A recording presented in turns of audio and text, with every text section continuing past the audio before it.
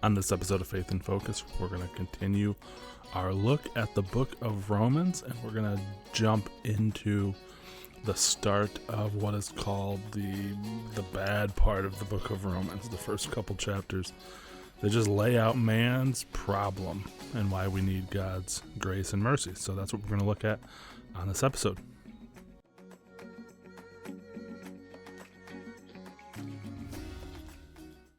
Alrighty, well, as I said in the intro, this is the part of Romans that people don't like all that much. When we get to the justification, the walking in the Spirit, the death to life kind of stuff, people like that stuff more because it's good stuff. It is the good news that Paul is wanting to preach to the Romans, but as so often is said, to get to God's good news, you got to first hear the bad news. Good news is really only good news if it's better than the natural state of things. You can be at a place of neutrality where you're just kind of going about your day and someone comes and tells you, hey, I found $20 on the ground. Well, that's good news. I have $20 more than I had before. But for good news to be really good news, it would be, I'm, $100 million in debt and can never repay this, and I'm going to prison for the rest of my life because can't pay my debts. This is a parable that Jesus, of course, uses. And then it's just completely wiped out. It's forgiven. It's like, wow, I went from being in a very bad situation to now in the best situation possible. That is the good news of Jesus Christ in a nutshell. But Paul he ended the introduction, and then he kind of is going to introduce into the fallenness of man, the sinfulness of man, the idea of the wrath of God. He introduces that by summarizing the gospel and kind of the thesis of the book of Romans. So I'll mention it again in Romans 6:1, 16, and 17. He says, I'm not ashamed of the gospel, or that could properly be understood, I'm proud of the gospel, which is a little bit more strong language than just I'm not ashamed of it. This is actually I'm proud of this truth. It's the power of God for salvation. Now I'm going to argue that the word rescue or deliverance is probably a better word. We use the word salvation, and that word is already imbued with certain biases and pre-understandings that we bring to the text. And that's kind of one of the things I'm going to hopefully challenge our thinking in certain spots in the book of Romans, because we hear salvation and we think having your sins forgiven and no longer going to heaven. Now I'm going to hell, but now I'm going to heaven. And that's what salvation is. And certainly that's obviously a part of it, and that's a pretty crucial part of it as far as our eternal destiny goes. But the thing that we need deliverance from, rescue from, is so much bigger than just that. Of course, that's a big part of it, as we'll get into, but really we should use the word deliverance or rescue, because that's really what the word means. And that should, if we think about it in that terms, it should take us out of the realm of talking about being saved, quote unquote, and us thinking, well, deliverance or rescue, God rescued us. It's the power of God to rescue everyone who believes. Well, rescued from what? Delivered from what? That causes us to ask that question, as opposed to just assuming we know what Paul means when he says saved. So I'm proud of the gospel, for it's the power of God to rescue or deliver anyone who believes, to the Jew first and also to the Greek. For in it the righteousness of God is revealed. And that righteousness, really, you could just think in terms of rightness, the justice of God. That, God is just, God is right, God is good.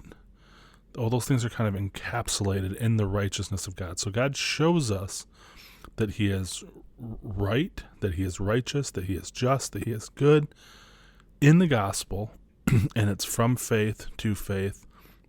And so we talked about that in the last episode, that it's this idea that it's faith from start to finish, but faith is also the originator of how that righteousness is revealed, but it's also, as we'll see, God's righteousness is revealed to faith. That faith is actually something that God deems to be a righteous act. He credits righteousness to this act of faith.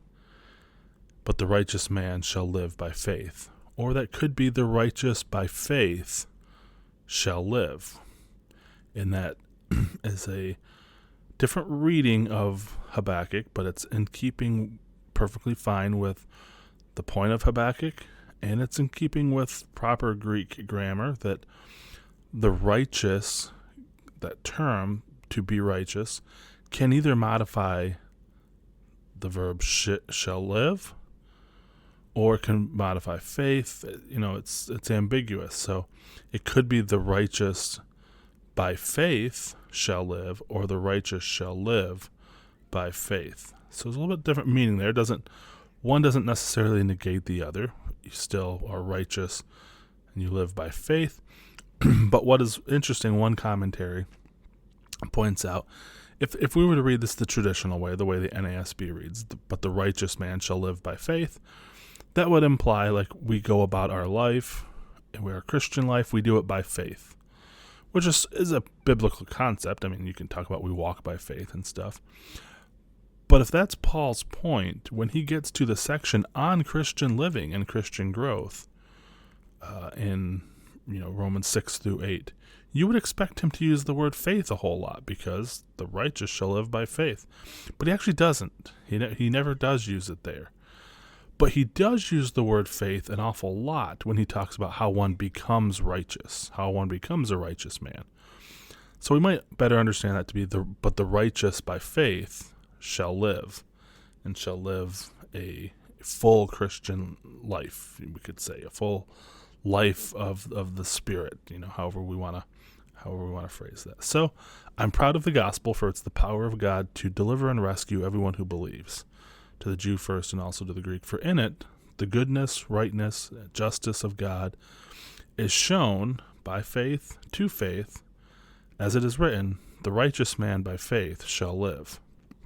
And then Paul transitions into the bleak part of Romans.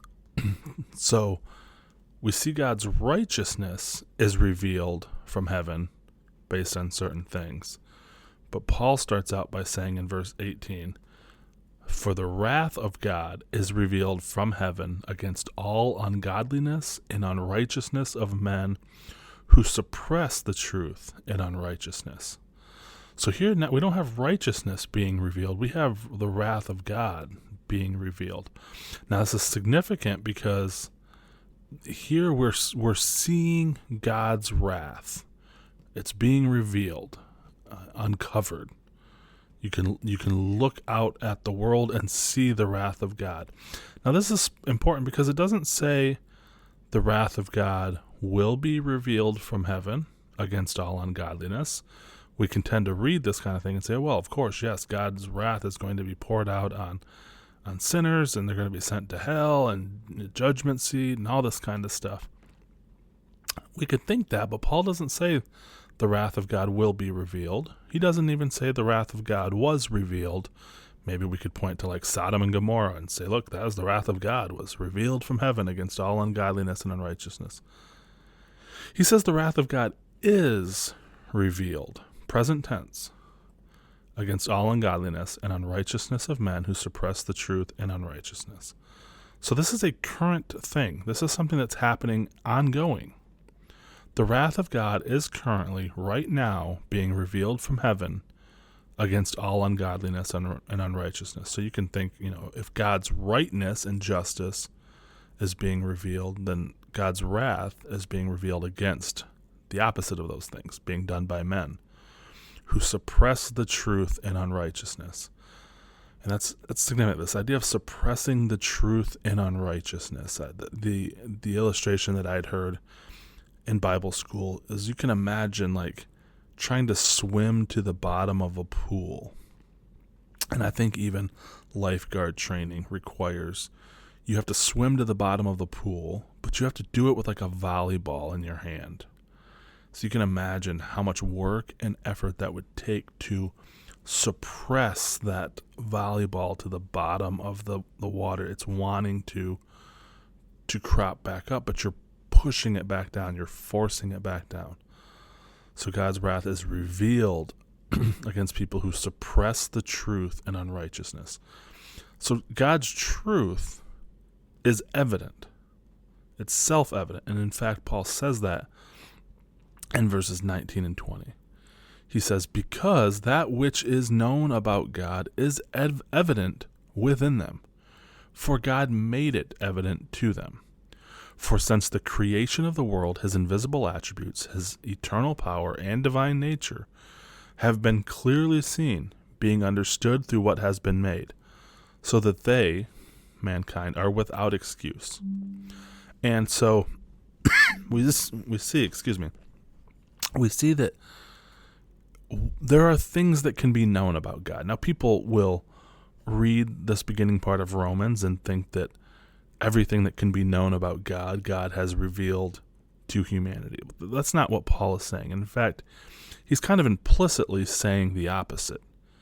This idea of that which is known about God or can be known about God is evident. But this word, which is kind of rooted in this Gnostic word of knowledge, again, not the cult Gnosticism, but just this word of just knowledge, what can be known about something. That implies that there are some things that can't be known. You can look at, a picture of a tree just standing in a field, and you can know certain things about that. But there are things that you can't know just by looking at the picture of it. And so Paul's saying there are things that can be known about God. There's some things that aren't. But that which can be known about God is evident within people. God made it evident to them. Since the creation of the world, these things have been made evident. So that's important too. We tend to think that more and more as we advance, we learn more and more about the universe and about the secrets of the universe and the mysteries of the universe and how the human body works and different things like that. Quantum mechanics, we're starting to crack into that kind of stuff. We're thinking we know more and more about the way that the universe operates. And all that's really doing is just showing more and more of the creativity and the depth of the design and how God made the universe. But we don't have to be this advanced to know this. Paul's saying from the creation of the world, this was evident to people. And so when we think of a self-evident truth, this is what's called an axiom. It's something that doesn't or should not need to be proven. It's something that we just take for granted because we assume, it's self-evident that if I drop something, it's going to fall to the ground. That's just an axiom. It's self-evident that if you fly in a plane and cut the engines out, the plane's going to start falling to the ground. You don't have to prove that. It's what happens. So there are things that are self-evident. In our country, America, we hold these truths to be self-evident, that all men are created equal and endowed by their Creator with certain inalienable rights. These things are self-evident, or at least they were. So we kind of have in our own history of America a little Romans 1 playing out, right? The founders, 180 years ago, 200 years ago, however many years ago it was, I guess it's over 200 years now, yeah. Anyway, math is bad. So, when the founders started the country, they said it is self-evident that there is a creator and he has created people with certain rights. And they laid those rights out. And so they built a country based on that self-evident truth. That now is not necessarily self-evident. People question that truth. People question whether that is true. So what we're seeing is now that which has been self-evident, which is revealed to us, is now being suppressed in unrighteousness. That truth is being suppressed. It's kind of interesting to be living through a time where Romans 1 is being lived out. But God says his invisible attributes, His eternal power and divine nature have been clearly seen, being understood through what has been made, so that they are without excuse. So mankind is without excuse. That it is so self-evident that you can look out at the world and think, I didn't make this. Somebody else made this. This came from someplace else. And it's self-evident that this person who made this must be God. Or, this is what can be known about God. This doesn't necessarily tell us things about the nature of God or the character of God necessarily. Doesn't tell us that God's a loving God, although you could maybe extrapolate that from certain things. I mean, he created a world in which we can live and breathe, and it's not 150, 200 degrees where we're being scorched every time we go out the planet. Our planet's a good planet and it's fit perfectly for us. So from that you can conclude, wow, whoever this being is that made this place must care about humans enough to make it fit perfectly for humans. So you might be able to conclude certain things. But, this gets into different kinds of arguments that philosophers have made for the existence of God. This idea of design, an argument from design, that, when something manifestly exhibits characteristics of design, it's logical to conclude that it has a designer. The classic watch a watchmaker. If you find a watch on the beach and it's ticking, and you don't think that this just happened naturally. Somebody had to have made that watch. And this is true of all kinds of designs. We can see design everywhere. Now, it's true that there are some things that seem to be designed but are just happy accidents. But the more complex the design, the more it's self-evident that this has a designer. And certainly our world, our solar system, our universe, these things are the most complex designs ever. These are not just happy accidents. And you have to be suppressing the truth of that in unrighteousness to not see that. And in fact, that's exactly what people do. They come up with theories that maybe there is just multiple universes and there's an infinite number of universes, and we just happen to be the lucky one where things just happen to work out. And of course, people point out and they say, well, all you've now done is push it back a level. Now, not only do we're wrestling with, did a designer design one perfect universe? We now have somebody who designed a multiplicity, an infinite number of universes with which experiments could be run until, voila, a perfect universe, humans exist. So who made that? Who made the universe machine? So you're not really solving this problem. In fact, you're just being foolish. You're suppressing the truth in unrighteousness. And that is often, when you think of suppressing the truth in unrighteousness, it is often because people don't want to come face to face with the reality of God. We as people would rather God not exist. It would be awfully more convenient for us as people if we could do what we want and not be held accountable for it. That would be perfect. So in unrighteousness and in wickedness, we deny truth. So the obviousness of design, we foolishly believe that the universe has no design, and yet we're going to live as if it does have design and purpose. One illustration that I love from the book Discovering God by Dennis Quaid is he says, you can imagine two people on a train. They're going to Canada. And let's say that as they're going and they're nearing the Canadian border, and they see on a hillside, they see white rocks that spell out the words, "Welcome to Canada." And one person gets up and says, I'm going to start getting ready and getting dressed. I got to get my money in order because I'm going to start exchanging my money into Canadian dollars. And he's like, yeah, okay, that makes sense. I'm headed to Canada. I'm on my way to Canada. I'm almost there. And then the other person in the train says, I don't really think that sign means that we're almost to Canada. I think that was just an accident. And the other person thinks, well, how can you believe that? And he's like, well, if you look at the top of the hill there's a bunch of other little rocks, white rocks, and at the bottom you see some. So, I mean, it's conceivable every once in a while rocks must tumble down that, excuse me, rocks must tumble down that hill to the bottom. So, one falls down and then another falls down next to it and another next to it. And just over time, it falls down. And sure, it looks like it says, "Welcome to Canada," but it's really just a happy accident that happened. And the first guy's like, "All right, you can believe what you want." And then the second guy gets up, starts to get dressed, starts to get his money out to exchange to new Canadian dollars and all that kind of stuff. And the first guy says, "Well, what are you doing?" He says, "Well, I'm getting up and getting ready. We're to Canada." And he's like, "Well, what makes you think that?" And he goes, "The sign that's out there." And the first guy would, of course, say, if you think that that's just an accident, why would you think that that is indicative of the fact that we're almost at Canada?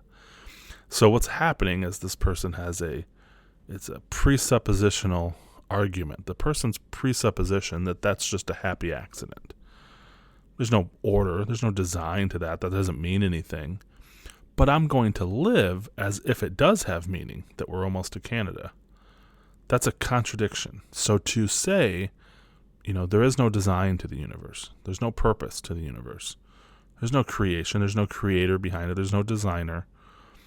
But then to say I'm going to live as if there is purpose, that betrays a certain foolishness, that you're suppressing the truth because you don't want the truth of God's existence to be real.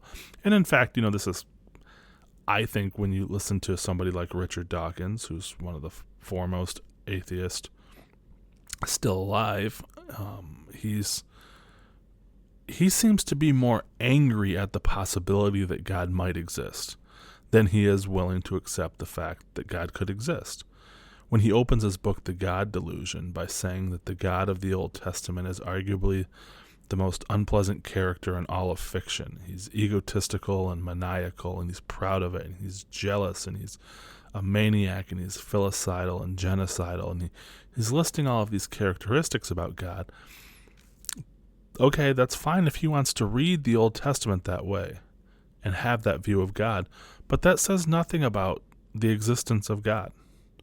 That means Richard Dawkins does not like God and would rather he not exist, because it would be terrifying to come in contact with that God in his thinking.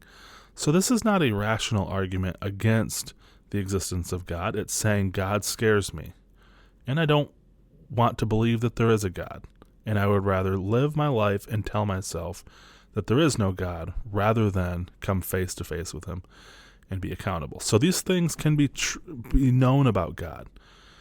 What can be known about God? Well, his invisible attributes, his internal power, his divine nature. So people will argue and say, and we know now, that time had a beginning, space had a beginning, matter had a beginning. These things all happened at the Big Bang. They all came into existence at the Big Bang. Even non-Christian scientists conclude this. I mean, it's undeniable now, at least as far as modern science knows. Of course, some people think, they're trying to go back to this idea of this just infinite regress or whatever. But the conclusion that most people come to is that all of this stuff had a beginning at a point in time, where time came into existence and matter and space came into existence. And so if those things came into existence at a certain point, then that which made them or brought them into existence must himself or itself be timeless, because time came into existence.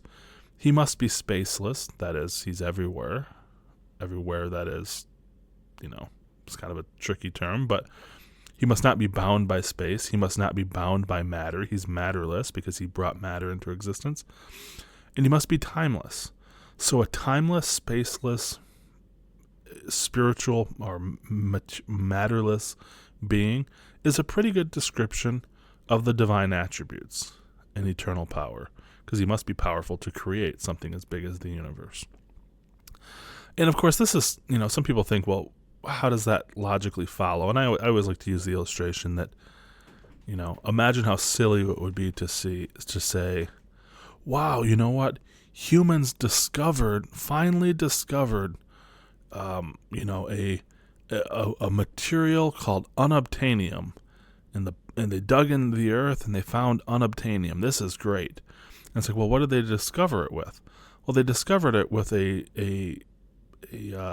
drill and a tool that was made out of unobtainium. Well, that's silly and ridiculous, because if that which discovered the thing is made of the thing, then obviously it must have been discovered before then. And then they made a tool out of it. So that's obviously a silly illustration, and we realize that would be ridiculous.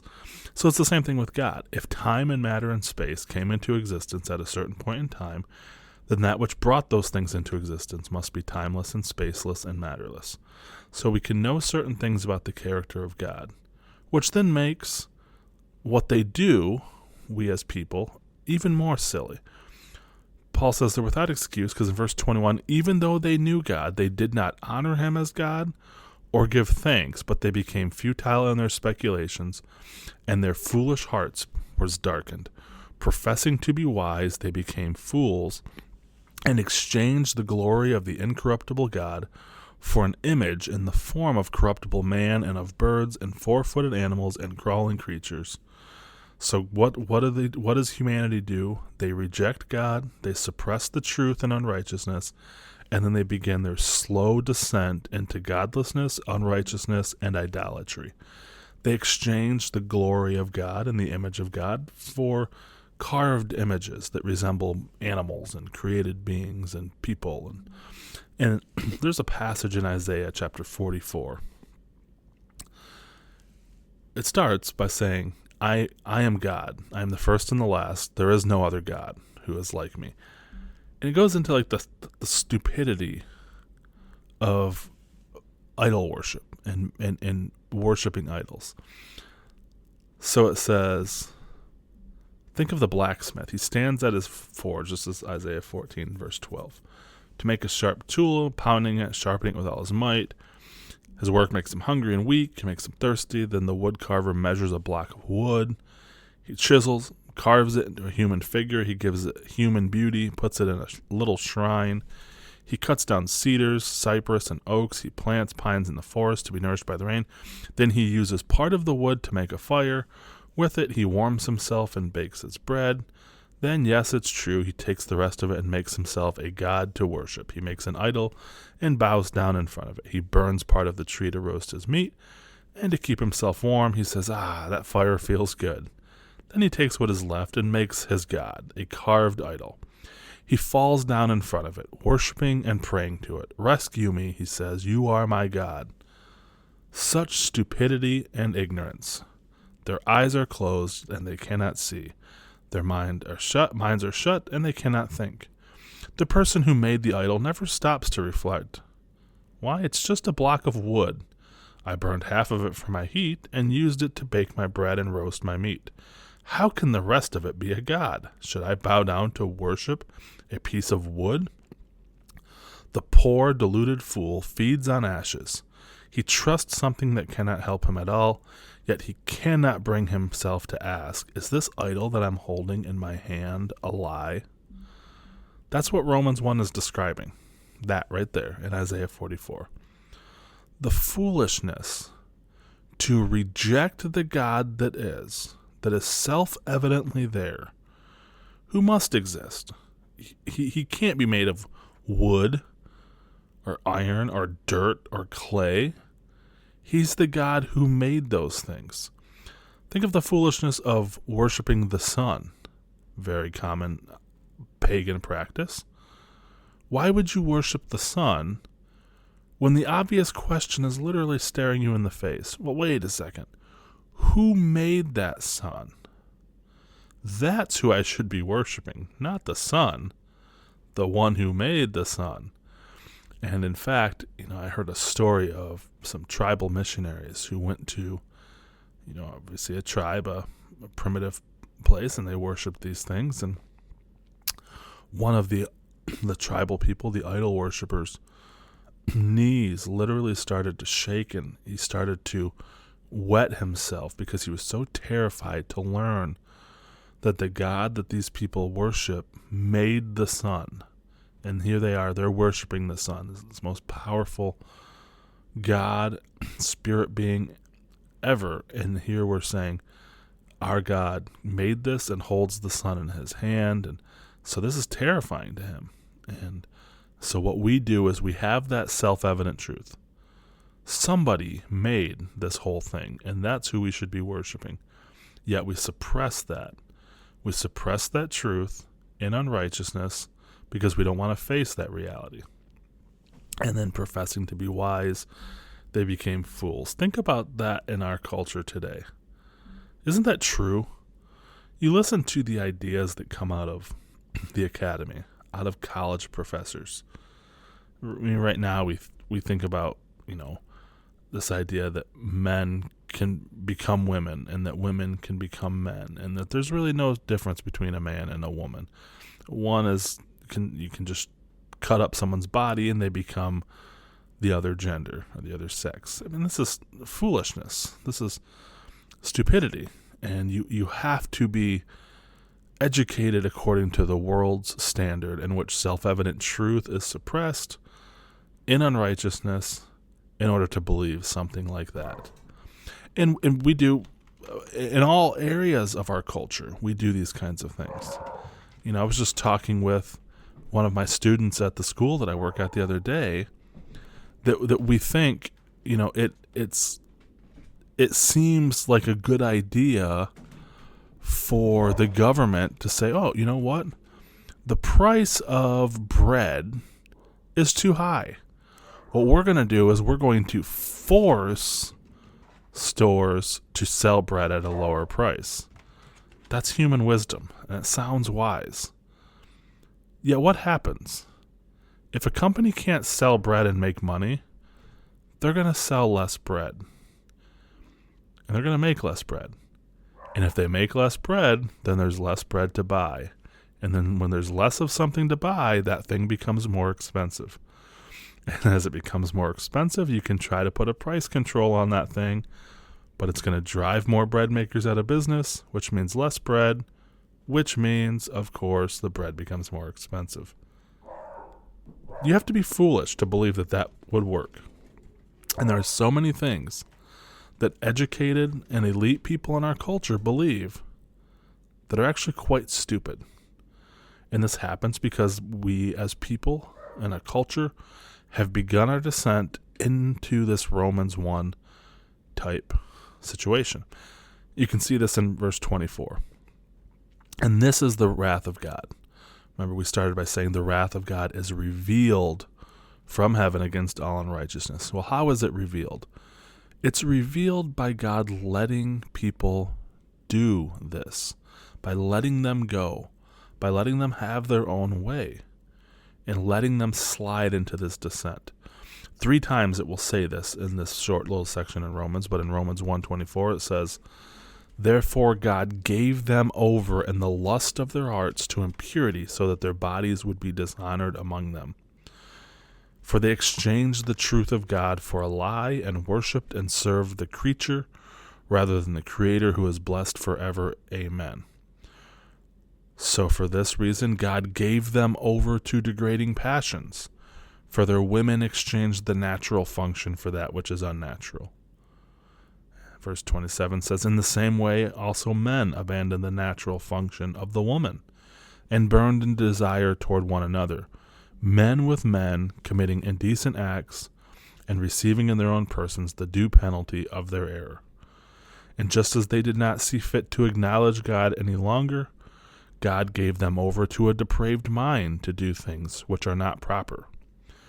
Being filled with all unrighteousness, wickedness, greed, evil, full of envy, murder, strife, deceit, malice, they are gossips, slanderers, haters of God, insolent, arrogant, boastful, inventors of evil, disobedient to parents, without understanding, untrustworthy, unloving, unmerciful.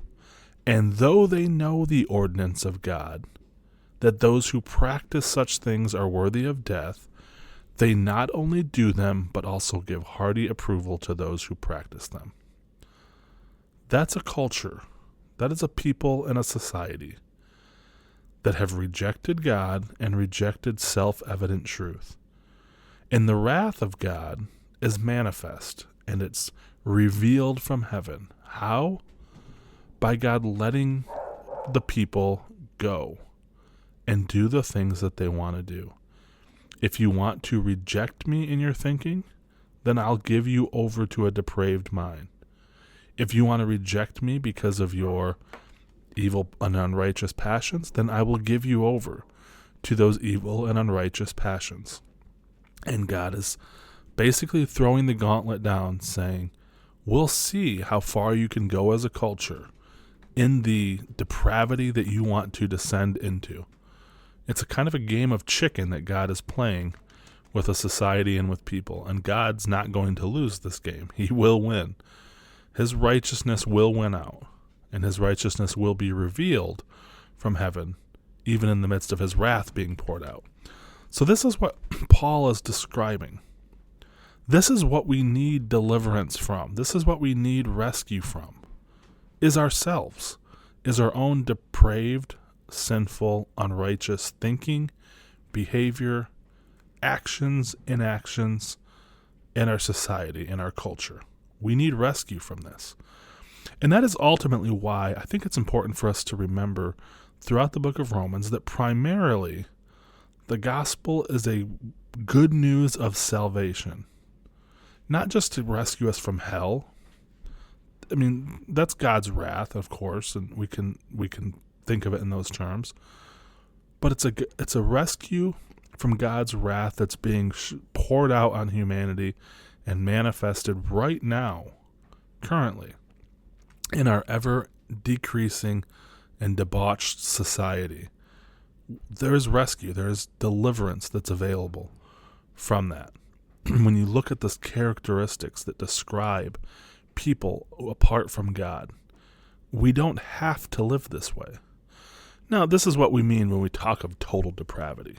It's all people in all areas of life are just utterly depraved. God gave us over to a depraved mind to do things that are not proper. So, you look at these laundry list of sins, and you might think, you know what? I don't do all that stuff. And it's like, it's not an exhaustive list, and it's supposed to basically just cast the net wide enough to catch you in it. You find yourself somewhere in Romans 1. You're caught in a trap. And God is saying, maybe it's not murder. Maybe it's not homosexuality. But it's slander. It's arrogance. It's inventors of evil. It's wickedness. It's greed. You're drowning in a sea of Romans 1 depravity. And you need rescue. And the coup de grace of all of this is, it's self-evident that people who do evil deserve to be punished. That's another thing that God has revealed that is self-evident to us. So when he says in verse 32, we know that the law of God, those who practice these things are worthy of death. We know that. Sin and unrighteousness demand justice and punishment. Now, again, in our distortion and our depravity, we might disagree with what constitutes injustice and sin, but we all have a moral compass that recognizes that certain things are wrong and those things deserve to be punished. So even though we know that these things are worthy of death, not only do we then go on to do them, but we also approve and applaud and cheer on people who practice them. And again, boy, is that not a description of our culture? So we need rescue. We need deliverance. And the door to that deliverance is belief in Jesus Christ. That's how we get justified, as we'll see in a couple chapters. But the salvation, the deliverance, the rescue is so much more. God wants us to have a full, abundant, eternal life outside of this cesspit of sin and debauchery. And that's what he offers to you or I in the gospel of Jesus Christ. So I hope you enjoyed this episode. We'll continue on with the fallenness of man in the next couple chapters, in the next couple episodes. But there is salvation coming. There is righteousness and goodness coming, I promise you. So thanks for listening and have a good day. While Faith in Focus is a ministry of mine as a missionary with InFaith, the views and opinions of people expressed or lived out by people appearing on this podcast do not necessarily reflect the views and opinions of InFaith as a mission.